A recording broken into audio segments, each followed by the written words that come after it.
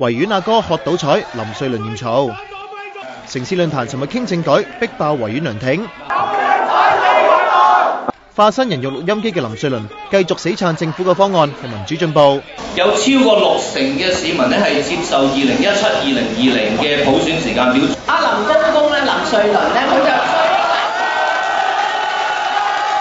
如果你話講民調，我話最實際講投票，一人一票嘅方式。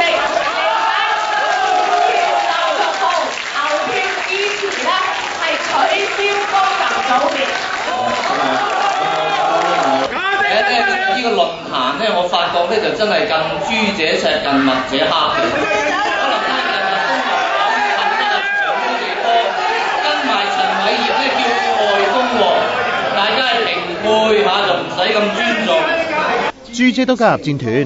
我覺得懂得人情世故嘅人咧，都會了解到你手裏邊揸住一隻鳥，好過喺森林裏邊嘅2隻。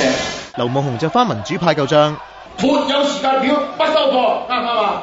唔係就係話呢個要求取消區議會嘅委任議席，咁有乜理由？當年你反對嘅時候就憑呢2點，而家呢2點研究咗啦，仲會反對咧？我當時我係前線係一定要雙普選嘅0708，豈有此理！劉夢熊，你唔好喺度強姦民意嚇。台上鬧完到班觀眾啦，一拍無間道啊！3年又3年，3年再3年啊！你要我哋香港人幾耐先？我哋希望透過一個民主嘅政制去一個公平嘅社會環境，唔係嘅話，獅子山下嘅精神點樣發揮出嚟啊？多謝。唔該曬你。跟住譚瑞麟，佢話2017係你爭取嘅，你花木嘅你大佬啊，曾蔭權都未有資格啊！台上每次到建制派發言，台下都噓聲四起，連主持想平衡下兩邊聲音都好難。有冇建制派嘅朋友嘅聲音？第3排第1位先啦，我唔知你係咩派啊，等我哋似我斷估嘅啫而家。